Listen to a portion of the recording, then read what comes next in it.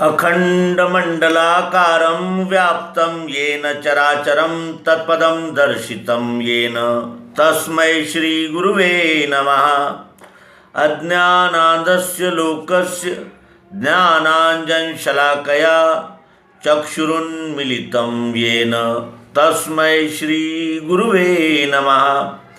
अध्यात्म विश्व विज्ञान यूट्यूब चैनल पर अपने सभी प्रेमी मित्र, आचार्य, गुरुजन, व्यूअर्स, शेयरकर्ता आदि सभी का हार्दिक स्वागत समादर करते हैं। मित्रों, आज के इस शंका समाधान सत्र में श्री राजीव, इनका ये प्रश्न अत्यंत महत्वपूर्ण हम सम्मिलित कर रहे हैं। प्रश्न है कि यही काम यही क्रोध रजोगुण से हुआ, ये अधासी महापापी यहाँ तू शत्रु जान ले। इससे पहले ही तू जीत ले पार्थ इंद्रियां। ये कहने का क्या आशय है? यहाँ पर जीतने का आशय क्या है? इंद्रियों का दमन करना है या फिर किस प्रकार उसे जीतना है? कृपया व्यावहारिक समाधान दें। तो सर्वप्रथम हम श्री राजीव जी का धन्यवाद प्रेषित करते हैं कि उन्होंने अत्यंत मौलिक और हमारे आध्यात्मिक और व्यावहारिक दिशा को निश्चित करने वाला अत्यंत महत्वपूर्ण विषय रेखांकित किया है। आइए उनके प्रश्न का यथामति समाधान करने का प्रयास करें। कहते हैं भगवान श्री कृष्ण जी से अर्जुन कि किसकी प्रेरणा से स्वेच्छा बिन कृष्ण जी बल से ढकेलना जैसे वैसे ही पाप आचरे। लेकिन उसके पूर्व ही भगवान श्री कृष्ण जी तीसरे अध्याय के 34वें श्लोक में कहते हैं कि विषयों में इंद्रियों की शत्रुता मित्रता रहे, उन्हें वश नहीं होना बुद्धि का नाश वे करे। इंद्रियों में यानी विषयों में इंद्रियों की शत्रुता मित्रता रहती है। जैसे ये जीव है, इसको अगर प्रमाण में मिर्ची मसाला है तो अच्छा लगता है, थोड़ा नमक ज़्यादा हो जाता है तो वो जीव हमें बताती है कि अरे ये कुछ अच्छा नहीं रहा। और जो अच्छा बनता है, जिसकी जीभ को यानी मज़ा आती है, तो जीभ कहती है पुनः वो चाहिए, पुनः वो विषय चाहिए, है ना। ये अपना दैनंदिन व्यवहार का यानी अनुभव है। जो अच्छा लगता है और चाहिए और चाहिए और चाहिए, और जो बुरा लगता है बिल्कुल नहीं चाहिए, बिल्कुल नहीं चाहिए, हमें चाहिए ही नहीं वो जो हमको अच्छा नहीं लगता। तो इसीलिए भगवान श्री कृष्ण जी यहाँ कहते हैं कि विषयों में इंद्रियों की शत्रुता मित्रता रहे। शत्रुता मित्रता इंद्रियां, क्योंकि इंद्रियों का कार्य है विषयोपभोग लेना, इसलिए वो इंद्रियां जो है अपने अपने विषयों में जागृत रहती है और अपने अपने विषयों को ग्रहण करना, यही उनका कार्य रहने से उसका यानी शत्रुता मित्रता विषयों में रहती है। ये तो बिल्कुल यानी आवश्यक ही है, क्योंकि वो उसका स्वधर्म है। इंद्रियों का स्वधर्म है विषयों का सेवन करना। और इसीलिए भगवान श्री कृष्ण जी 34वें श्लोक के दूसरे लाइन में क्या कहते हैं कि उन्हें वश नहीं होना। इंद्रियां अपने अपने विषयों में शत्रुता मित्रता रखती है, उन्हें वश नहीं होना, यानी इंद्रियां जो है वो आपके निर्देशों के अनुसार चले। आपका मन अगर इंद्रियों के निर्देशानुसार चलता है तो वे बुद्धि का नाश वे करे। वही इंद्रियां जो हमें सुख की, आनंद की और मज़े की अनुभूति देती है, वही बुद्धि का नाश करके हमें खाई में ले जा सकती है और हमें यानी अपने लक्ष्य से च्युत कर सकती है और हमें पूरा यानी जिसे कहते हैं कि नेस्तनाबूद कर सकती है। इंद्रियां इतनी बलवान होती है। और इसीलिए अर्जुन घबरा गया कि ऐसा तो बार बार हमारे साथ होता है। इसलिए अर्जुन पूछता है कि किसकी प्रेरणा से ये स्वेच्छा बीन कृष्ण जी, बल से ढकेलना जैसे वैसे ही पाप आचरे। किसकी प्रेरणा से? मेरी इच्छा स्व इच्छा न रहते हुए भी जैसे बल से यानी जबरदस्ती करके मुझे पाप में, ये किसकी प्रेरणा से ढकेलती है ये इंद्रियां? इसके लिए भगवान श्री कृष्ण जी उत्तर देते हैं, यही काम यही क्रोध है रजोगुण से हुआ, ये अधासी महापापी यहाँ तू शत्रु जान ले।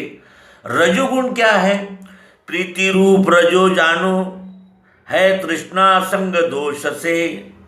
प्रीति रूप रजो जानो, रजोगुण कैसा है? प्रीति रूप है, लेकिन संग से और तृष्णा निर्माण करने वाला है। और ये कैसा है? अधासी है।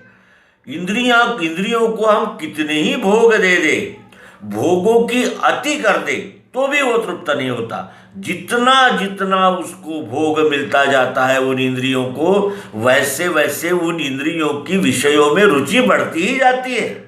हम सोचते हैं कि इसको भोग दे देंगे तो इंद्रियां शांत हो जाएगी, लेकिन नहीं, इंद्रियां और मांगती है और मांगती है। और इसीलिए यहाँ भगवान श्री कृष्ण जी कहते हैं ये अधासी है।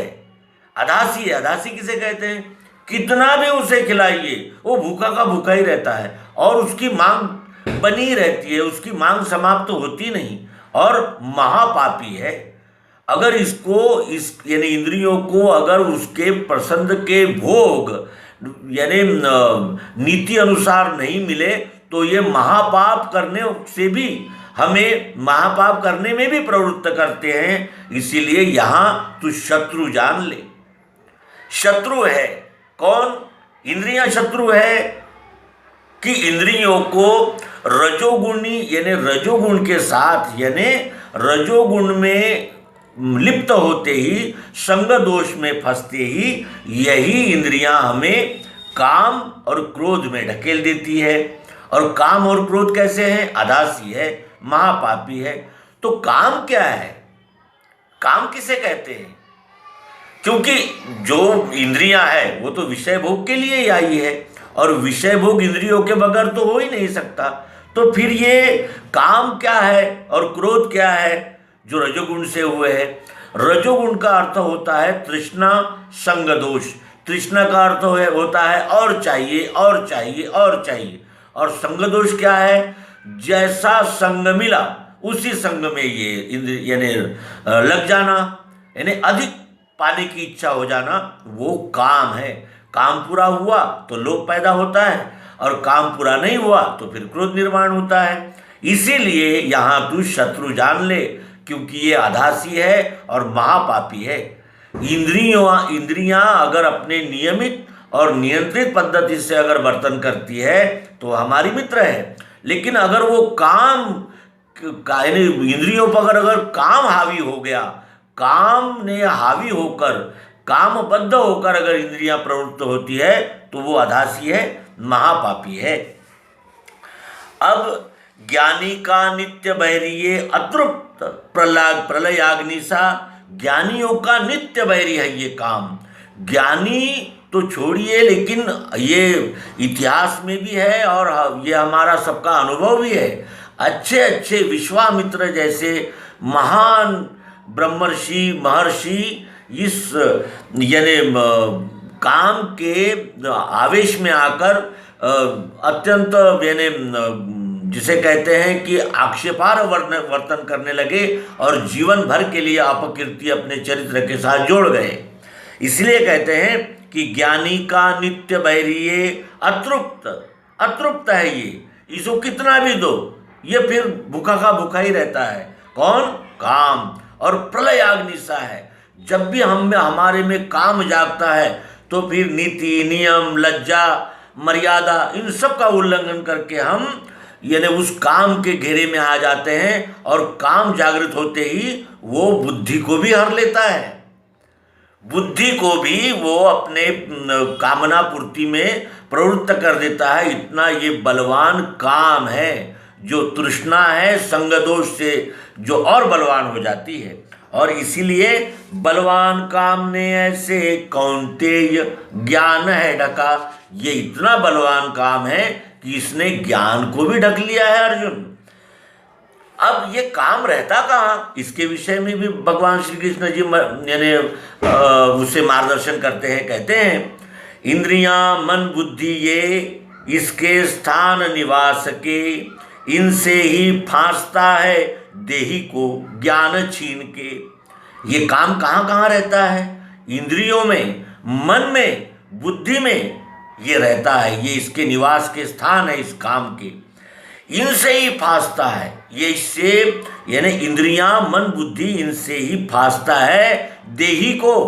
जो जीवात्मा है, जो निर्लेप है, अविकारी है, अव्यय है, नित्य है, स्थायी है, अजन्मा है, पुराना है, सनातन है, ऐसे जो देही आत्मा है, जो इस देह में यानी देह में रह के कार्य कर रहा है, ऐसे देही को ज्ञान छीन के फांस लेता है। इतना ये बलवान काम है।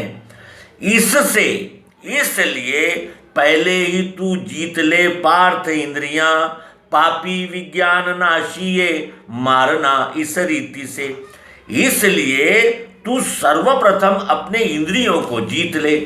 अब जीतने का विषय आ गया है। ये दो प्रकार से होता है। हमने किसी को जीत लिया यानी जबरदस्ती उसको पकड़ के यानी दबा दिया, यानी उसको परतंत्र कर दिया, उसको अपने यानी दबाव में, प्रेशर में ले लिया।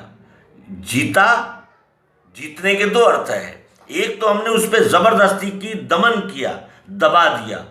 दबी हुई वस्तु कभी भी उछलकर फिर जैसे हम गाफिल हो जाएंगे, जैसे हम यानी जिसे कहते हैं कि इससे असावधान हो जाएंगे, फिर वो उभर के सामने आ जाएगा। जैसे इसके उदाहरण हमारे सामने हैं। आधुनिक कुछ जो आध्यात्मिक क्षेत्र के जो बड़े बड़े धुरंधर हुए हैं, उनको एक क्षण में आकर उस काम ने ऐसा गर्त में डाल दिया है कि आज वो जेल में सड़ रहे हैं। जो लोगों को 2-2 घंटे तक अध्यात्म, चारित्र्य आदि की देशना आदि का उपदेश करते थे, वो एक क्षण वो गाफिल हुए, वो काम आवृत्त हुआ और उसने वो करिश्मा दिखाया कि इन्हें सीधे जेल में ही भेज दिया और स्थायी अपकीर्ति का भागी बना दिया। ये हमारे सामने है, नाम लेना अनुचित है, इसलिए हम केवल निर्देश कर रहे हैं, आप सब जानते हैं। इससे पहले तो जीत ले इंद्रियों को जीतने के लिए अगर हमने बुद्धि में स्थित होवे, ये मैं ही संपूर्ण विश्व हूँ। बुद्धि में अगर ये स्थित हो जाए कि मैं ही संपूर्ण विश्व हूँ, यानी जैसे स्रोत पे ही अगर हमने कंट्रोल लगा दिया, जिसका स्रोत जो है बुद्धि में अगर स्थित हो गया कि मैं ही संपूर्ण विश्व हूँ, जहाँ कहीं भी मैं जिस वृत्ति से भी जहाँ कहीं प्रवेश करूँ वहाँ मैं ही हूँ, यहाँ कुछ दूसरा है ही नहीं। ये बुद्धि को अगर सर्वांग योग सद्गुरु युक्ति द्वारा अगर बोध मिल गया, प्रकाश मिल गया, तो क्या होगा, वो यानी नियंत्रित हो जाएगी। जैसे इस विश्व में ऐसी कोई वस्तु नहीं है कि जो हमें चाहिए ही नहीं। ऐसी कोई वस्तु है विश्व में? सब चाहिए, सब कुछ चाहिए, लेकिन कैसा? नियंत्रित चाहिए। अनियंत्रित, जैसे हम भोजन करते हैं, भोजन अगर नियंत्रण में किया है तो वो हमारा पोषण करता है, और भोजन अगर अनियंत्रित हो गया तो वही भोजन हमारे यानी शरीर का भी नाश कर सकता है। उसी तरह नियंत्रित करने के लिए यहाँ सद्गुरु भगवान कह रहे हैं कि सबसे पहले तुम बुद्धि में ये प्रकाश दो कि मैं ही संपूर्ण विश्व हूँ। यहाँ शोषण किसका करूँ? क्या हम इस हाथ का शोषण कर सकते हैं और इस हाथ का शोषण करके हमें सुख मिल सकता है? अनुभव लेकर देखने वाली बात है। क्यों? क्योंकि मैं ही तो हूँ, ये हाथ भी मैं ही हूँ, आंखें भी मैं ही हूँ, ये संपूर्ण शरीर मैं ही हूँ। और इसलिए वो कहते हैं कि इससे पहले ही तू जीत ले पार्थ इंद्रियां, पापी विज्ञान नाशी ये मारना इस रीति से। सबसे पहले इंद्रियों को जीत ले। तो इंद्रियों को जीतने के लिए क्या करना होगा? इंद्रियों को जीतने की पद्धति क्या है? दो पद्धतियां हैं। एक है दमन, दबा दो उसे, उस समय उस पर आवरण डाल दो, लेकिन दबाने से वो उस समय तो दब जाएगी, लेकिन फिर कब उभर के सामने आएंगे इसका कोई नियम नहीं है। इसीलिए इसको कैसे नियंत्रित करो। हम जब किसी वस्तु को जीत लेते हैं तब वो उस समय के लिए दब जाती है, अपने आधिपत्य में आ जाती है।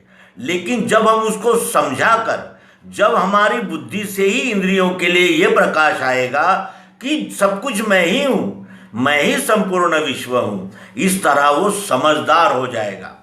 इंद्रियां अगर समझदार हो गई तो फिर वो हमारे असावधानी के समय में यानी उद्रेक विद्रोह नहीं करेगी, वो हमारे नियंत्रण में रहेगी, क्योंकि हमने उसको समझा दिया है। समझाई हुई वस्तु जो है वो सदैव हमारे नियंत्रण में रहती है। लेकिन जिस किसी वस्तु को हम दबा के नियंत्रण में लेते हैं वो समय पाकर फिर उभर के आ सकती है और हमारी असावधानी का लाभ लेकर हम पे भीषण आक्रमण कर सकती है और हमें यानी ऐसे ढंग से गिरा देगी कि वो हमारी समझ में नहीं आएगा। इसका कारण भी भगवान श्री कृष्ण जी अगले श्लोकों में कहते हैं कि देह से इंद्रियां सूक्ष्म, उनसे मन सूक्ष्म है, मन से सूक्ष्म है बुद्धि, काम है बुद्धि से परे। काम ये बुद्धि से भी परे है, यानी काम जो है वो बुद्धि को भी बहका सकता है, क्योंकि वो बुद्धि को भी नियंत्रित कर सकता है। इतना ये बलवान काम है। इसीलिए क्या करना चाहिए? इस रीति इसे जानो आत्मनिश्चय दृष्टि से। इसलिए इसको कैसे जानना है? आत्मनिश्चय दृष्टि से। आत्मनिश्चय होते ही फिर मैं ही संपूर्ण विश्व हूँ, मैं ही संपूर्ण विश्व हूँ, ये आत्मनिश्चय होने के बाद फिर वो कुछ भी नहीं कर सकते, क्योंकि उसका जो अधासीपना है वो नियंत्रित हो जाता है। जो आत्मनिश्चय में मन स्थित हो गया, जो आत्मनिश्चय के द्वारा इंद्रियां नियंत्रित हो गई है, वो यानी जानती है कि आवश्यकता के अंदर और अपने अधिकार के अंदर ही किसी विषय को भोगना है, उसके बाहर नहीं जाना है, क्योंकि मैं ही संपूर्ण विश्व हूँ। इस प्रकार वो इंद्रियां नियंत्रित करने का ये उपाय है।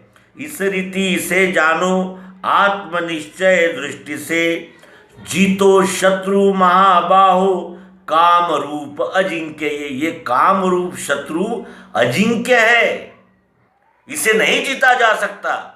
इसने शिव जी को परेशान किया है, ये सबको परेशान करता है, क्योंकि ये अजिंक्य है। लेकिन जीतो शत्रु महाबाहो, हे महाबाहो अर्जुन, शत्रु इस अजिंक्य शत्रु को जीतने के लिए आत्मनिश्चय दृष्टि आवश्यक है, और आत्मनिश्चय दृष्टि केवल सद्गुरु योग युक्ति से ही प्राप्त हो सकती है, अन्य इसका कोई लाभ नहीं, कोई मार्ग नहीं है। इसीलिए हमारे लिए सद्गुरु योग युक्ति सर्वांग योग से विश्वरूप परमात्मा का प्रथम प्रत्यक्ष यथार्थ दर्शन करना आवश्यक है। फिर वो योग युक्ति का मनन चिंतन निधिध्यासन और सतत ये जागृति उस योग युक्ति में स्थिर रहने के लिए, और भगवान मायानंद जी कहते हैं कि ये समाधि अखंड जब रहने लगती है, अखंड ये जागृति रहने लगती है कि मैं ही संपूर्ण विश्व हूँ, तब हमसे अन्याय शोषण आदि प्रकार की जो यानी जिसे कहते हैं विसंगतियाँ है वो नहीं होती, और फिर इंद्रियां भी नियंत्रण में रहती है, मन भी नियंत्रण में रहता है और बुद्धि भी नियंत्रण में रहती है। काम हम पर तभी आवृत्त होता है जब हम गाफिल होते हैं, और ये अखंड समाधि विश्वरूप परमात्मा का प्रत्यक्ष यथार्थ दर्शन करके जो अखंड समाधि हमें प्राप्त होती है, उससे हम सदैव जागृत रहते हैं। और सदैव जागृति रहने वाले को कभी ये काम यानी त्रासदायक और बंधनकारक नहीं होता। इसीलिए इस रीति से जानो आत्मनिश्चय दृष्टि से, जीतो शत्रु महाबाहो काम रूप अजिंक्य। इस तरह हमने श्री राजीव जी की शंका का यथामति समाधान करने का प्रयास किया है।